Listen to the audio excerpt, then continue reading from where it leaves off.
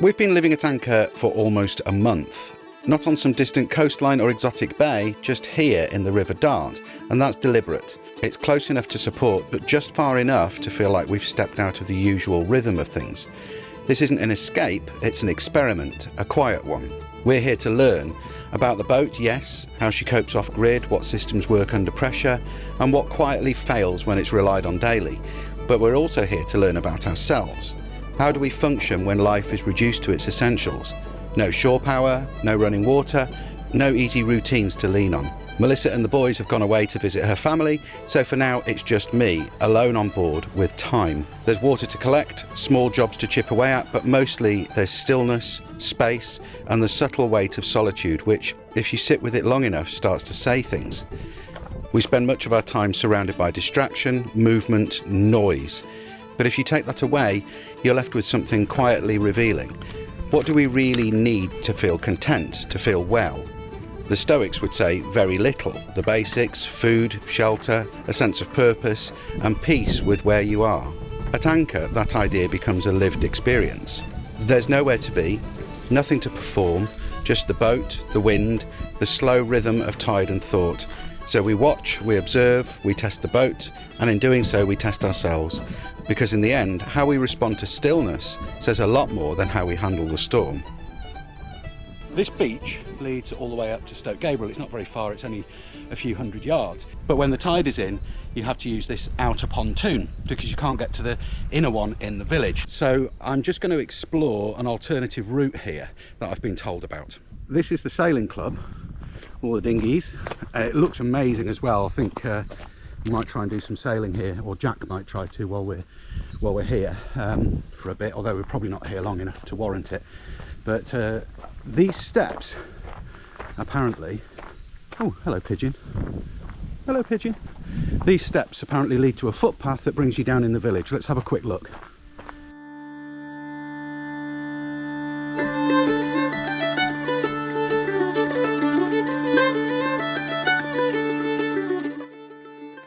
Out here, surrounded by the tide and the trees and the bird song, I've found myself thinking about gardening, which is odd because I hate it.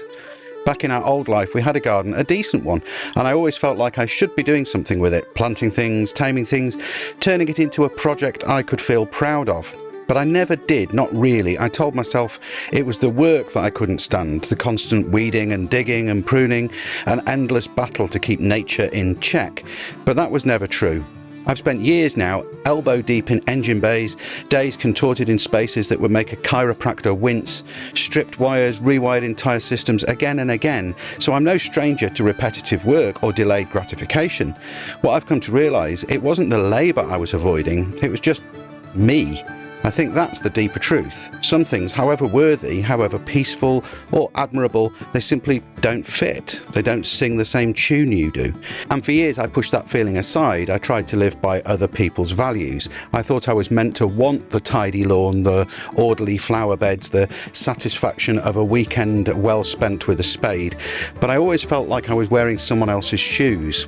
Now out here, surrounded by wild beauty, ferns, lichens, tangled hedgerows and drifting mist, I've realised something simple.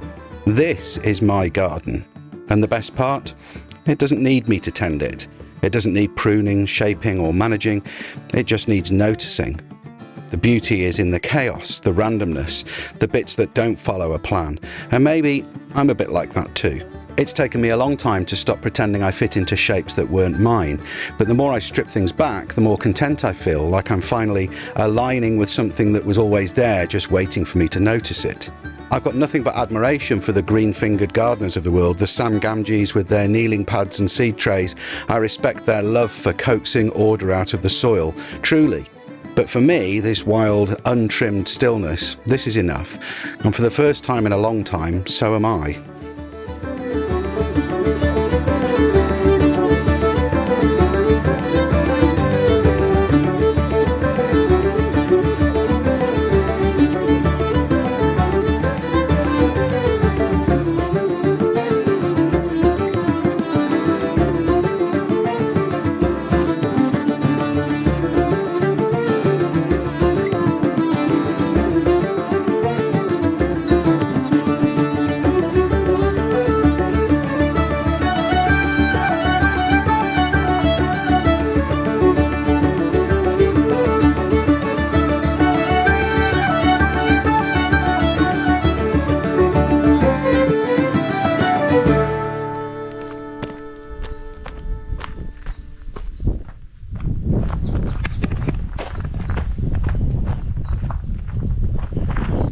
are back at the bottom of the steps. That is a cool walk. So it takes you when the tide is, depending on the tide, you can either go along the top or on the beach. And either way, it's super pretty. Right, I'm going to have, if the engine plays ball, I'm going to have a little explore of the river, I think, before I go straight back. I have, you may have noticed in the last clip, the previous clip, got the 9.9 working. We've got two outboards. The 9.9 4-stroke Mercury, which has been giving me problems. I've ordered a new carb, but I've rebuilt the one that's on it for now, and it's all right. And we've got the little 5-horse. Why two engines, I hear you ask? For that exact reason. If you've got two engines on a boat, guaranteed one of them's being fixed. One of them's not working, probably both of them not working properly. So the 5 horsepower is super reliable, lightweight, just works, but it's noisy and it's, you know, it's a 2-stroke. It's not great. I think it's probably not even, you're not supposed to use them anymore, but I don't know, I'll have to look at the regs. The 4-stroke, much bigger, much heavier, much more cumbersome, much more of a pain in the arse to move around, but way more powerful, way more economic, uses a lot less fuel, ironically, and a lot more power. So when it's all 4 of us trying to go somewhere, the 9.9 is the baby to use.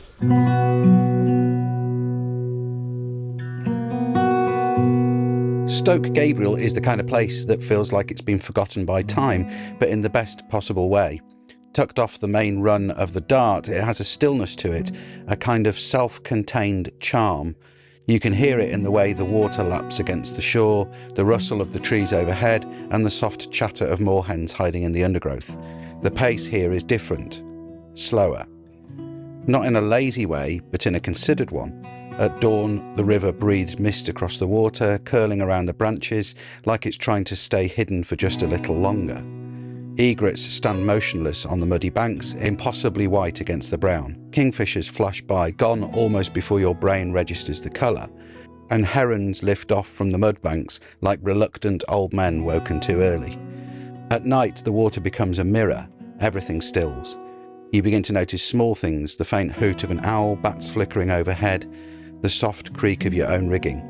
You don't watch nature here, you share space with it. And that does something to your thinking. It softens you, opens you up a little bit. You start to feel less like an observer and more like a part of the picture. There are no dramatic cliffs or vast sweeping views here, just the quiet brilliance of small things done perfectly. Curved lanes, mossy steps, trees that lean in like they've been telling secrets for centuries. Stoke Gabriel isn't trying to impress you, it simply is. And if you stop and listen and let your shoulders drop a little, you'll realise that's more than enough.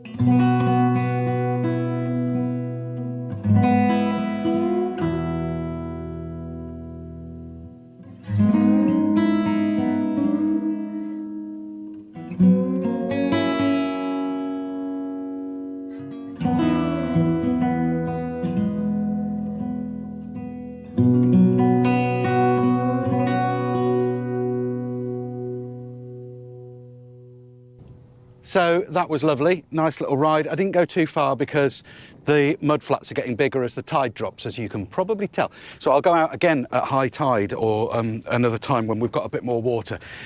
Now I've collected that drum of water, 25 litres. So, because we're sort of, as you know, we're sort of learning to live off grid. So how have we done? Well, I'll put the number of days on the screen here because I forget exactly how many days it is. We haven't had to charge up, not once, so we are completely self-sufficient with our solar. We've got the folding panels out, and I've talked about that enough. Water, we have had to fetch a 25 litre drum from the tap once so far, and that's the second one. But I've still got more tanks that I want to work on, and there's another thing that I want to try and get up and running, because tomorrow morning at about 4 a.m. we're expecting torrential rain. When I built this enclosure top to hold our solar panels, I built it with a grab rail so that you could hold on to it as you walk around the boat. It holds the solar panels, but I also built it as a water catchment device, and we've never really employed it for that purpose because we haven't needed to. So what I'm going to do, I've got one of these fittings and a length of silicone pipe, it doesn't need to be that long, and a hose lock fitting on the other end. So I'm going to embed that in here at the lowest point. I'm going to give this all a really good clean with some anti-bac kitchen surface wipes, or just soap and water, I think, just to make sure that there's nothing nasty on there whatsoever. And then I'm going to attach our normal hose to the water tank so that when it rains at 4 in the morning, we can collect some water. Whether I'm up and awake enough to film it for you guys is another matter. But I want to install that and give this a clean and get it rigged up so that it works.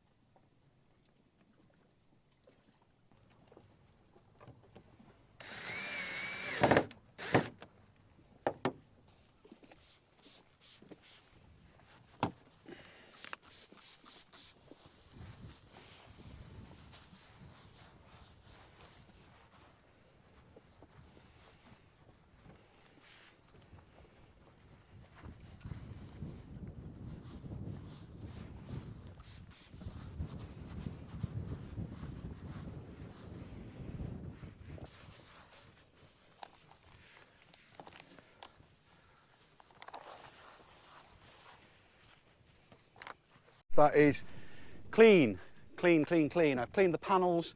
I clean the panels pretty much every day anyway, because it helps them get, you know, better solar. It wasn't actually that dirty. I've given it a quick wipe over with some antibacterial. That'll dry when it's dry now. But hopefully that there is our, I've got to wait for the sealant to go off. That's our drain hole. And under here is a standard hose lock fitting that I can plug my hose onto. And of course, before I put it anywhere near the tanks, I've got a filter in the top of the tank filler. So it'll go through a filter, it'll catch anything nasty, and I'll give it another wipe once the rain has started to make sure there's no seagulls have pooped on it between now and then. But fingers crossed, that should be quite useful, and it'll be a nice experiment. As I said, when I built this, I intended it to use it for that purpose. That was the whole point of it. That and the solar panels and the shade and everything else. But this was very much the last priority. If this doesn't work, it doesn't matter. It's not the end of the world. It's just a nice idea if I can make it work. Right, good morning everybody. It's just started raining very heavily. It's fairly early in the morning. It was due to start heavy at 4, but it's started now, and it's going to rain pretty heavily for the next few hours. I've actually got the hose pipe going into that jerry can there so that I can check if there's anything nasty in it and pour it through an extra filter before putting it in the tank. So we'll see in a bit how much water it's caught.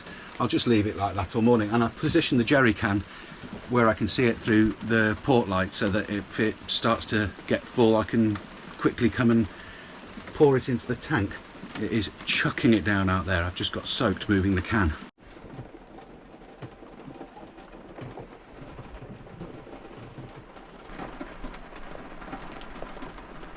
So today is a day for sorting tools, I think. It is persisting down.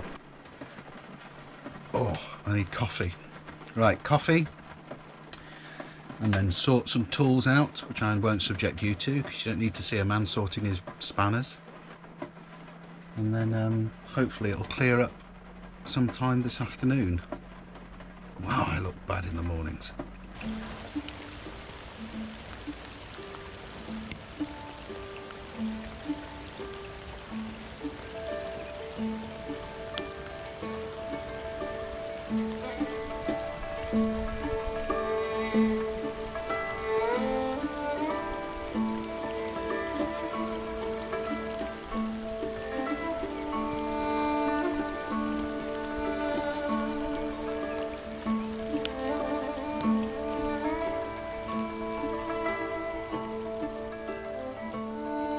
Okay, it's a couple of hours later. It's been raining pretty consistently, but not brutal. The wind has picked up now.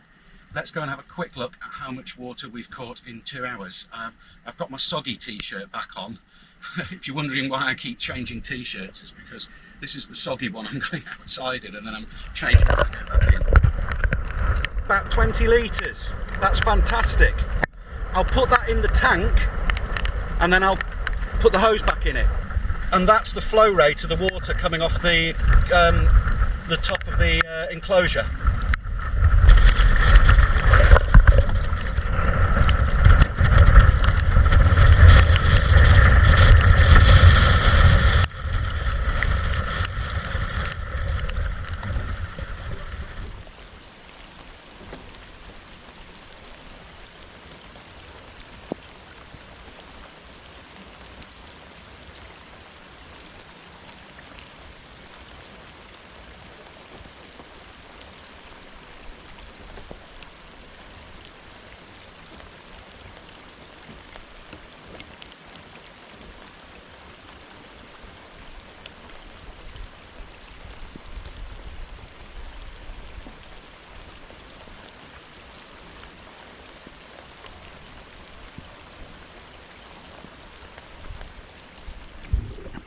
Now look at it. Now look at it. The sun's come out and it's spectacular. It's beautifully warm. Oh, there's a seal over there. You won't see it on this camera, but there's a seal bobbing around next to us. The tide's coming in. It's beautiful. Absolutely stunning now. Baking hot, so we're charging, putting in about 800 to 900 watts, which is lovely because I've been watching films all morning, sorting tools. But we collected about 40 litres of water, I think, this morning, which is fantastic. So I'm just going to put some in a pot and test it. So this is a clean Pyrex. First of all, that is just beautiful fresh rainwater, so I don't suspect I'll have any problems with it at all. Yeah, absolutely stunning. Test number one. So I've got this little test meter here, which is for pH.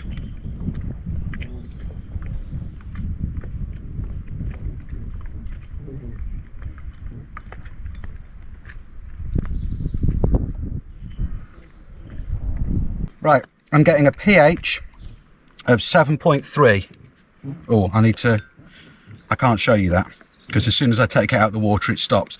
7.12, yeah, it's stabilised at 7.12.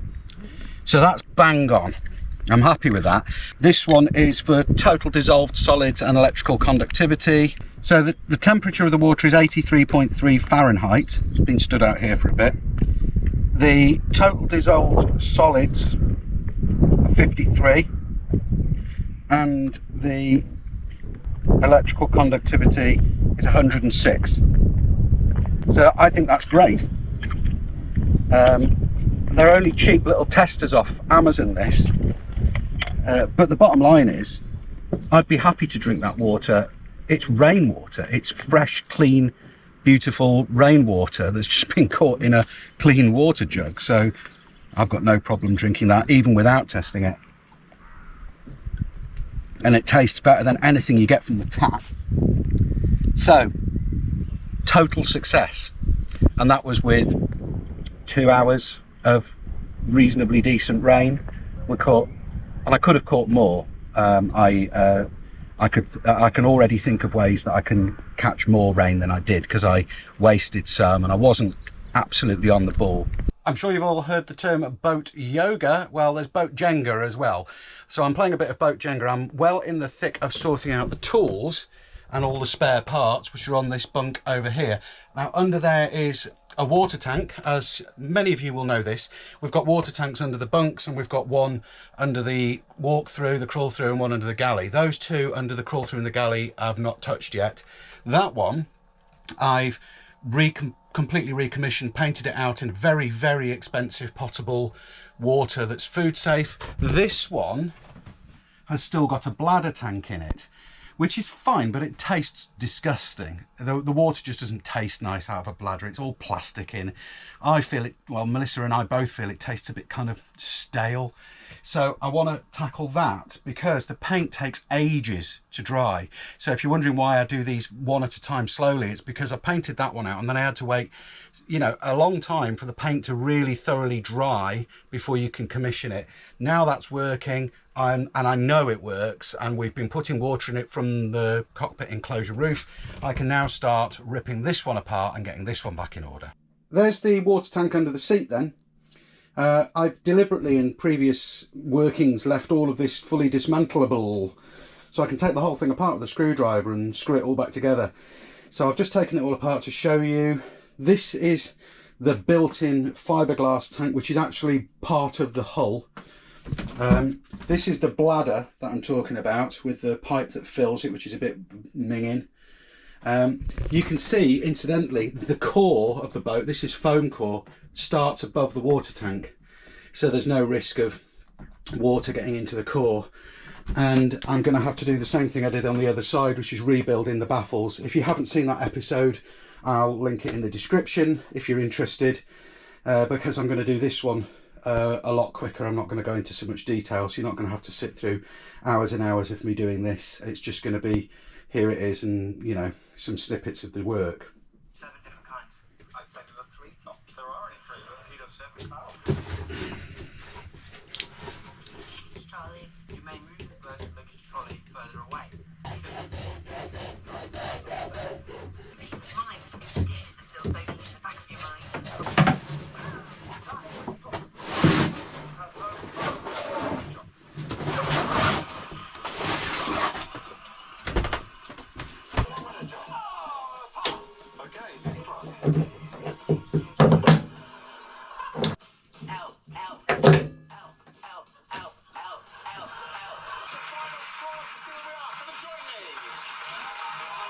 Not naturally sporty, just leave them to develop, and they'll find their own skills and interests. I'm just marking out to grind back the paint on these tanks, so I can fill the old holes where the pipes were going in, you know, things like these where the little D-rings were to hold the bladders in. And the thickness of the tank is 40 millimeters thick. That's the internal structures of this boat. 40 mil thick, the tank. Tomorrow's Father's Day. So what I'm doing now, Chris has come down and we're just going to move the boat to a mooring ball, because Melissa and Jack and Ollie are up in Malvern at Melissa's sister's, and tomorrow's Father's Day, so I'm going up to spend the day with them, and I can't leave the boat at anchor really overnight and just disappear. So we're going on to a mooring ball, and I'm going to close the episode here, because I'm not going to be here to film anymore. Simple as that. So thanks very much to our patrons who are on the screen here. Cheers guys, and thanks to you for watching. You know, it's you guys that make this channel possible. If you weren't watching these videos, we wouldn't make them. So, you know, thanks guys, and leave us a like, leave us a comment, and we'll see you next time. Bye.